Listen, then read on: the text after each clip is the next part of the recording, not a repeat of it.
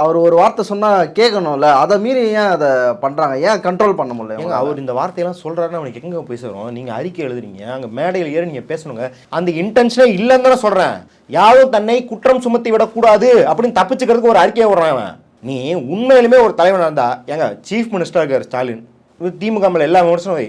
Chief மினிஸ்டராக இருக்கிற ஸ்டாலின் கரூர் மாநாட்டின் போது, இந்த 30 விழாவின் போது யாரும் வந்து நெரிசலை சிக்கிக்காதீங்க, போகும்போது வரிசையில் போங்க, வெளியே போங்க, ரொம்ப தூரம்லாம் போகாதீங்க, இதெல்லாம் சொல்கிறாரா இல்லையா? அதாவது நான் வந்து ஸ்டாலின் வந்து ரொம்ப பெரிய உத்தமர் அப்படிங்கிறதுக்காக சொல்ல, எல்லா அரசியல் கட்சி தலைவரும் செய்ய வேண்டிய ஒரு கடமை அது. சீஃப் மினிஸ்டராக ஆனால் கூட ஏன் ஒரு சீஃப் மினிஸ்டர் எனக்கு தேவையில்லைன்ட்டு போகலாம்ல? ஏன் போகலன்னா அவர் நல்லவர் கெட்டவரெல்லாம் தாண்டி இதெல்லாம் சொல்லனா என்ன நடக்கும்ன்றது அவருக்கு தெரியும்.